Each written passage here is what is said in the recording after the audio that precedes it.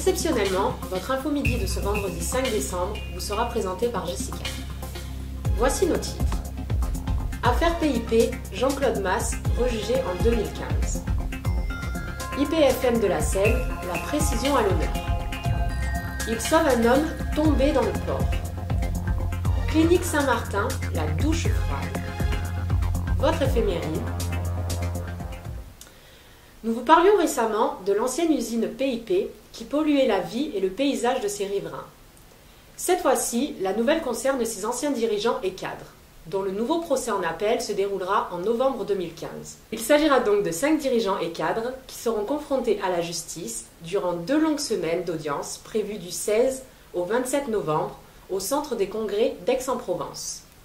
Le fondateur Jean-Claude Masse a été reconnu coupable de tromperie aggravée et d'escroquerie, mais était resté libre puisqu'il avait fait appel du jugement. Les 4 autres jugés seront Claude Couty, directeur général de PIP, ainsi que 3 cadres qui étaient chefs de service. Affaire à suivre. L'Institut de promotion et de formation au métier de la mer de la Seine ne cesse de grandir et de se diversifier. En plus des métiers liés à la pêche et au nautisme, du pôle mécanique automobile et de l'électronique, l'IPFM s'est vu confier l'an dernier les formations sur les soins à la personne, coiffure et esthétique, suite à la fermeture du centre de Hyères. Cette fois-ci, l'Institut revient sur ses origines en proposant une nouvelle section, ajusteur-monteur de structures aéronefs, grâce à un partenariat important avec un des plus gros fournisseurs de main-d'œuvre du secteur, d'Érichebourg, ainsi que l'association ACM2, Aérocompétences Méditerranée. Voilà qui offre à la région PACA une formation jusqu'ici inexistante, la plus proche étant dispensée par d'Érichebourg Formation à Toulouse. En 2013, cette formation avait accueilli 10 stagiaires sur 2 mois en juillet-août. Cette année, elle se déroule sur 5 mois et accueille 12 adultes.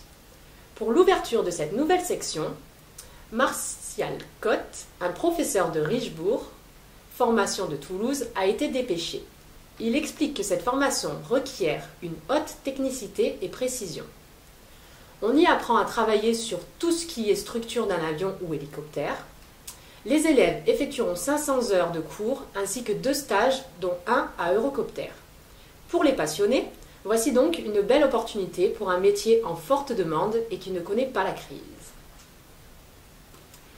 Hier matin, aux alentours de 10h30, Nicolas Blanc, marin-pêcheur, devient sauveteur en mer et héros du jour pour un homme qui s'est vu tomber dans le port de la Seine, près de la mairie.